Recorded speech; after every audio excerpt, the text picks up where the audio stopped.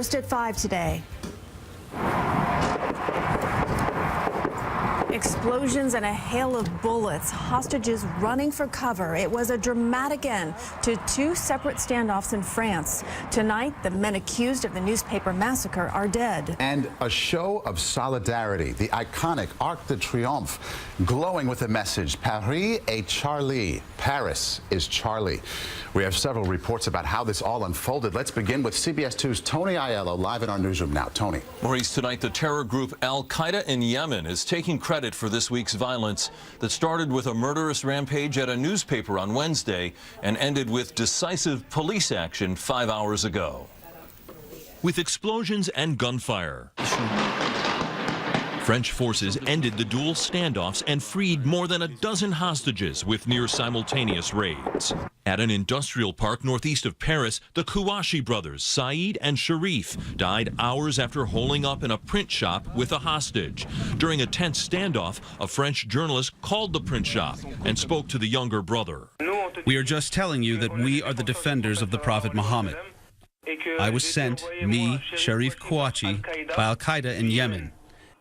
I went there, and Sheikh Anwar al-Awlaki financed my trip.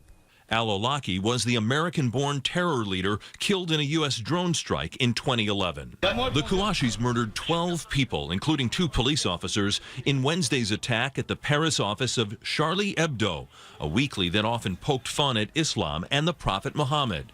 An extensive manhunt located the men northeast of Paris, where around 5 p.m. France time, heavily armed police stormed into the print shop and ended the siege.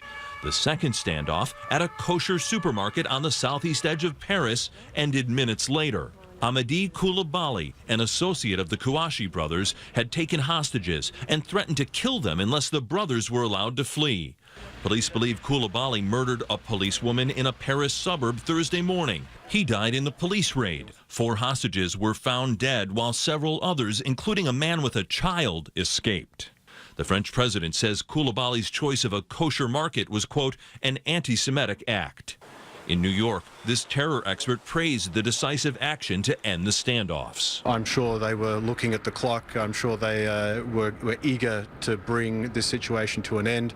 I think it's very important as a deterrent to future would-be hostage takers that they should consider that that hostage situations are dealt with promptly and very efficiently, and indeed that seems to have been the case. Tonight, police are still looking for a woman described as the wife of the suspect at the kosher market. They had good intelligence about what was happening there by tapping into the market's surveillance cameras.